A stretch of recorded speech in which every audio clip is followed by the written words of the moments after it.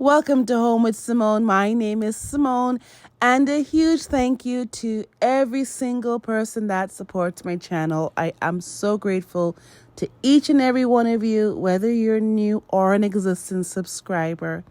Today, I decided to tackle a DIY project that I must say was the biggest DIY project I've ever done. I decided to build a nutcracker. Yeah, I really did. Sounds crazy, but actually there's a lot of YouTube videos about nutcrackers going around right now, and I decided to jump right onto that trend. Well, I don't know if it's a trend, but anyways, I said let me get my creative juices going. So we came to Home Depot and got all the pieces. That's my mom helping me out. We're trying to visualize how tall it's going to be with legs. And I honestly made two or three trips to Home Depot to find everything that I needed. Because the first things that I had tried, it wasn't working for me. When I got home, I looked at it and I thought, you know what? I can definitely do this a bit different. I got these knee guards from Dollarama. Then I got this base from Home Depot. I got it 50% off because it was broken, so that's great.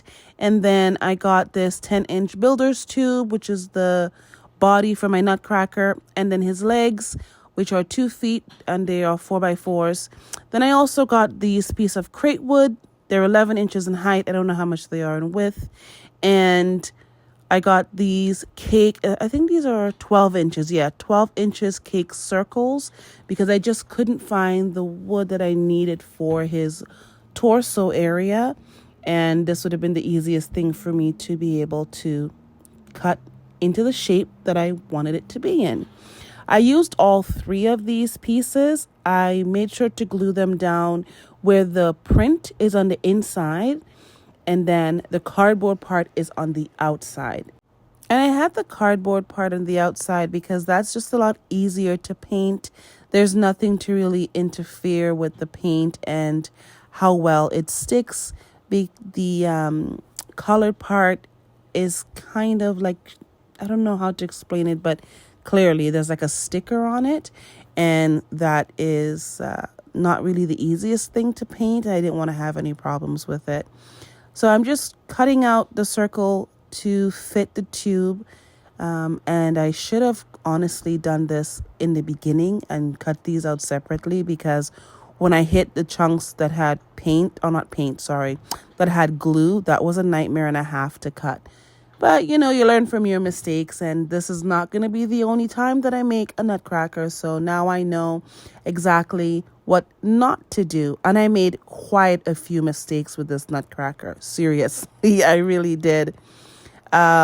Because it was my first project like this, and I was really just going off of just natural creativity, obviously with the inspiration of some of the videos that I saw. But I really did want to do things a little different than what I was seeing. And, the nice thing about DIYs is you can get inspired from other people's videos, and then you can really change it around to suit what it is that you want. And that's what I do. If I get inspired by something, I just make some alterations, and it reflects me, and I do what I think is going to work out best for me. So right now I'm just marking where I want to put the legs, and it wasn't that difficult, to be quite honest, because I didn't want my legs to be super thin and wide. I noticed that a lot of videos that I watched, the legs were really skinny, and that's not the look that I was going for. I wanted the legs to almost touch. So this worked out perfect. It was the perfect size. I marked it with a pen, and then I had to get creative with putting the hole. So I just stuck a nail on the bottom of the legs, and then I used that to poke a hole in. And after that, it was super easy because I had my marking, drilled it through, and then I went ahead and I put in these screws. And yeah, that was it. That was actually one of the easiest parts of the entire project. Getting the pieces, I have to say, is the most challenging, because I'm just walking around not even knowing what I'm looking for. But anyways, it all worked itself out. I enforced it by adding 4 screws instead of just the 2, because I really wanted the base to be nice and sturdy. And then here I am putting the body on just to see how it all looks and if it fits okay and if it was balanced, and it was, so I was really happy. So this piece of wood that I got here, this wood round, was broken, and that worked out to be really good because the corner that I'm putting this in my home, having the back of that flat is perfect, is going to fit perfectly. I took one of these knee pads and I cut it out to size to see how far in front of the wood that I wanted the shoe to come out. And the shoe, I'm so annoyed at myself because I didn't actually record myself making it, and they were so cute the way they turned out. Anyways, back to this. Shout out to my mom who was there the entire time helping me out in so many different ways. Because this is definitely a project the way I did it. It's always good to have company to do the little things that you can't really do on your own, or that will help expedite the project. When I had screwed these in, my mom actually reminded me to screw it in just a little deeper so that it doesn't scratch the tile. So that was an awesome tip. It completely slipped my mind. This is me marking out my Nutcracker's face. I'm trying to decide where I wanted his face to go. So I just took some of the painter's tape and put around the builder's tube. And by the way, the size of my builder's tube is 10 inches by 4 feet. And the reason why I'm doing this is because I decided to cut a hole in the back where his hair will cover in order for me to be able to attach his arms properly. At this point, I was going to use the wooden bits for the arms, and so I needed to ensure that I can get my hand into the inside with the screwdriver to apply them safely so that they would be secure, as I did not want these to fall on any of my pups. They are small dogs. One is 4 pounds, one is 11 pounds, and the youngest one loves to run around and play, and if this falls on her, she would definitely be injured. So I wanted to make sure it was safe. I started spray painting this. Tell me about a nightmare. It was not staying. Like, this is what it looks like after me attempting to spray paint it. It just started absorbing, literally absorbing into it. So I pulled out some of the paint that I had, and this was a really good accident. I thought it was my white paint, and I started painting and realized it's not. And it is such a beautiful, warm color.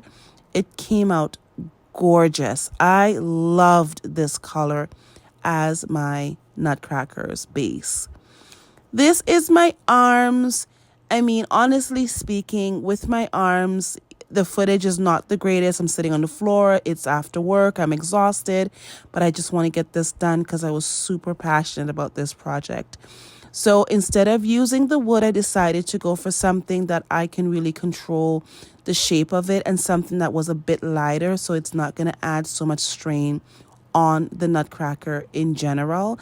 It was feeling super heavy, and it actually felt a little top heavy using the wood bits as the arms. This was also just a lot easier to work with because I was able to make it as long as I needed it to be and use glue to reinforce it. So I'm just using some of this foam to get rid of those bumpy parts that you see on there, and I'm cutting it down with a blade. I couldn't find my scissors, so this was the best next thing. And then just applying glue in the ends to secure it. This is one of the most important parts of making this Nutcracker for me, because what it did was it created a really nice, smooth base for me to then go ahead and use my fabric. And even though I didn't sew anything and I'm just using glue, it was super important that the base didn't have any bumps or lumps, because that would translate and just make the arms look super bumpy and lumpy. And I really just wanted everything to be smooth and as seamless as possible. So I tried to keep all my seams in the exact same spot. And then I decided if I wanted to go ahead and add some faux fur to the wrist or not. This beautiful box that you would traditionally use for champagne or wine, I got from HomeSense. I believe it was like $4.99, and it came with these really nice lids attached to them. I just took the strings out and I decided to use it for the shoulders of my nutcracker, as it incorporated all the colors that I have in my home for my holiday decor. I just used hot glue to attach it to the body, and then I went on to these dollar store hats that my mom picked up for me. I couldn't find anything else to make his hat, and so this was the next best thing, and I'm really happy that she found it because it's the perfect fabric. I just took out the thread to make them flat, took off the pom-pom, and went ahead to attaching it to his head. And as you can see, when it comes to it, it's not all just one solid piece, so you have to get creative. It will all fit. You just have to be super patient and take your time. Like, whenever I do a DIY, that's one of the biggest tips I can give. It's never about rushing the project. Take your time and enjoy every second of it. Step back, have a look, see what could be adjusted. It's not just about throwing it together, because then when it's done, you know you gave it your all. This is a close-up of the hats and how I attached it. It worked out perfect. It looked almost like a pattern because I used the flat part in the front, so there is no lines, and then on either side you can see where it was joined in, but it does look like it's supposed to be there. I took the bottom part of the hat that would go on your head, like the band, I guess, and I used that for the same purpose on his hat. And my mom thought it looked nicer with the top part bent over, so it kind of popped out a little bit. My mom also picked up these amazing embellishments for me. We were there before when I got the other piece, and then I asked her to go back and get more for me. And of course, as a mom, she decided to pick up a couple extra bits, and I was really happy because I definitely needed them to make this nutcracker exactly what it is that I wanted. So these are actually belts. They're bridal belts that you get to add as embellishments, and I decided to go ahead and use that to put across his hat. Stunning. I love it. These were $15, and then you guys will see the smaller ones coming up shortly that I used, but this is the other belt, and I love this one. It's so beautiful. With the top belt, I glued the entire thing to the hat, but with the bottom belt, I didn't. I literally just glued the back of it. And these wrist embellishments came from the same place, but these were 2 for $15, and I think they look stunning there.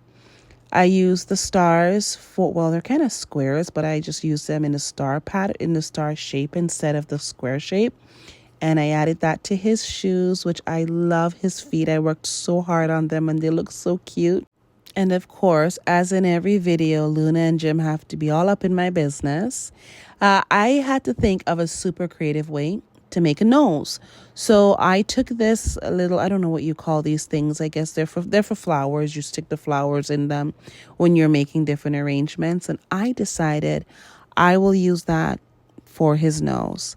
So that's what I did. And guys, I am so happy with the outcome. So as you see, I just cut the corner of the nose, and the first piece I cut had a dent from your finger. This was really difficult to work with. You have to be super careful because it marks very, very easily. But anyways, this is just a corner, and I just sized it down. I painted it with the Bare Ultra paint that I use. It comes with primer. It's low odor. It dries quickly. And this is the finished product. Guys, tell me he's not stunning. I just love everything about my nutcracker, and I think the embellishments are perfect. It's exactly what I needed. Thank you, Mom. I really do love them. I think they fit the theme. They fit my aesthetic, and I think I'm probably going to let him live in my office after the holidays because there's no way that I want to pack this away. I worked so hard on it. Also, big shout out to Rose and Iris because that is who printed my nutcracker's face, and it is stunning. If you look at all of the black, you can see that there's a bit of glitter, and it does sparkle a bit. I'm obsessed when you walk by. It is the cutest thing ever, and I love it. This is what the back of the hat looks like. It turned out really, really great. All together with the base, my nutcracker is 6 feet and an inch. The body itself, which is the tubing that I used, was 4 feet in height. And then his legs were 2 feet. And then the base is about 1/2 inch. And then I have that little bit on his torso area that probably is about 1/4 inch. So I didn't actually include that. So without that last 1/4 inch, he is 6 feet and 1 inch. And I love every bit of him. So you guys are probably wondering, well, how much did you pay for this nutcracker? What was the total cost? It was just under $200. The embellishments, both belts were $15 each, and the single pieces or smaller pieces, they came in a set of 2 and they were $15 per set. The fur itself cost me about $12 and it's faux fur. Then the faux fur I have around the wrist, I already had. If you were to buy that from Dollarama, it's a couple bucks, but I already had it, so I didn't pay anything for it. And then the hat was $4 each. We used 3 of those. The paint I already had on hand, so I didn't have to purchase any of that. And then I had his face printed. I didn't have to purchase any fabric for his arms because that was a tablecloth that I used for Shiloh's birthday last year, and I just decided I would use some of that fabric as I really love the bit of glitter that's on it. And then I also use a kind of silver MAC tack. That's like that paper, a peel and stick sort of paper on his torso area. And that was, I believe, $1.50 from Dollarama. And that's pretty much the cost of everything. Oh, I almost forgot his shoulders. Those I already had, but if you were purchasing, yes, you probably would pay about $10 in total for the both because they were $4.99. The other thing I forgot to mention is what I used for his hands. It's like these little foam balls that I got from Dollarama.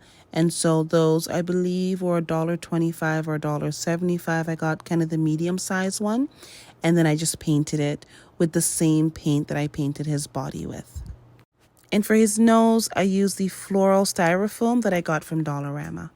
The most expensive parts were the embellishment, but guys, it was so worth it. My nutcracker might look like he's complete, but as you can see, there's parts on the shoulder that I can still work with, and also the raw edges above his boots. I am super excited to really fine-tune this, but I wanted to share with you guys where I am so far in my process. If I don't do the fine-tuning this year, there's always next year, but keep an eye out for my next video, which is going to be my holiday home tour. You guys will see what part of my home I put the nutcracker. Until then, I'll see you all in the very next video.